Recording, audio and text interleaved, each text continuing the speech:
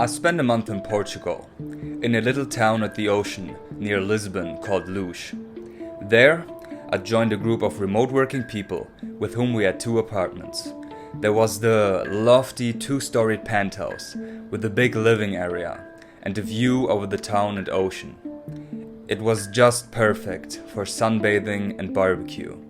The other place was a cozy but still very fancy villa down at the ocean, where I had a bright room with a jacuzzi on its balcony. Here, I spent a fair amount of time with the people and made lots of music. But first and foremost, Portugal was really planned to be a trip all about the exploration of the coastal area and its surrounding nature. While I sometimes went out with some of the people, I usually left by myself. The others were working a lot and big trips weren't all too often. So I packed my camera equipment, left the cozy villa, setting out once again to produce beautiful memories. The weather was many times not all too perfect.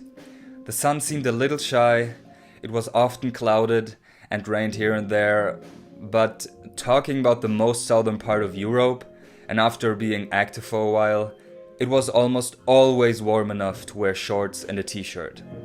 Well, back in Germany, temperatures of minus 12 degrees were on the agenda, and I was certainly happy to escape the winter. But here in Portugal, it felt like on a different planet. Along some areas of the coast, no surface is flat, but it's rocky canvas carved by the salty ocean water since hundreds of years. Every step you take has to be considered, and it becomes a constant challenge not to trip or slip. And when near the cliffs, where I often preferred climbing around, being present is rather a top priority.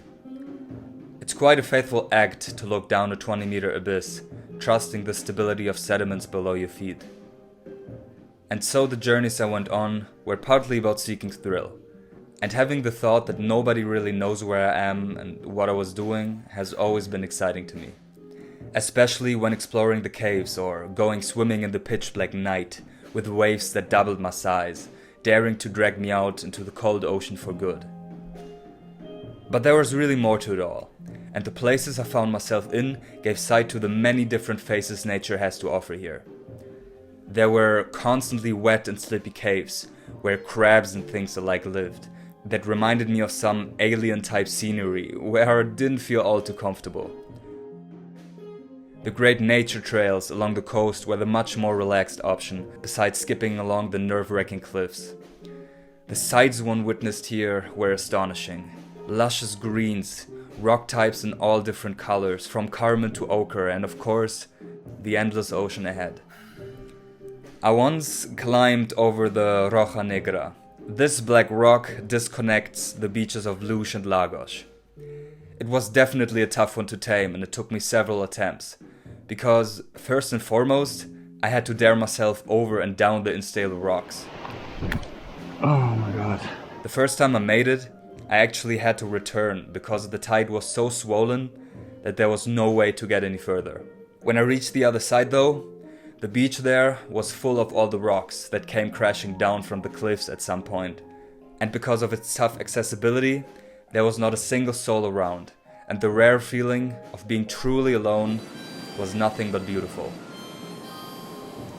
After a proper hike, the gorgeous beach of Lagos welcomed me in all its glory.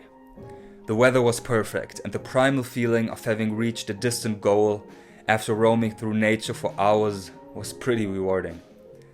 Generally speaking, the beaches around were beautiful, and they're usually packed with tourists or locals. But due to the situation, it was often a very private experience. I came to spend a lot of time here, and listening to the endless breathing of waves made me forget all my struggles for a while. Seeing plants in the open, we in Germany can only, if at all, find in greenhouses, is surreal. Besides that, getting close to different animals I've never seen before always felt like the encounter of some rare Pokemon.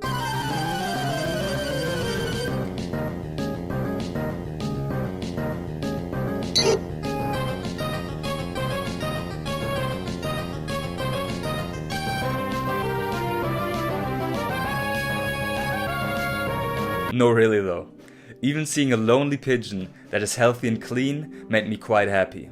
Oddly enough, this was the only pigeon I saw for an entire month. Other birds were more common. These little fellas, for example, were to be found quite often. They ate little snails that lived in the cavities of the rocks and weren't all too shy of humans. I remember once enjoying the sunset on a cliff, sitting in between a bunch of them in arm's reach. Animals are just awesome. They're so physical and in touch with their senses, like few humans are. Our motor patterns often seem awkward and out of place. It's understandable though. With us getting out of touch with nature, we easily disconnect from our musculature. In modern society, we don't have to take big steps, jump, crawl, let alone be active at all to get by in our day-to-day life. Everything is predictable and low risk. But in a place like this, where even the streets go up and down and you got paradise around the corner, where surfers feel home and joggers are everywhere, some of this intuitive knowledge seems to be preserved. I, for my part, did my duty. I hiked countless miles just for the sake of it, biked like a madman over the trails, pretending to be some mountain bike pro, ran along the coast to get my cardio in, climbed around in staggering heights more often than my mother would like me to see, and swam in the ocean to cool down after these long days. And the more exhausted I got, the more fulfilled I was. Thanks for watching.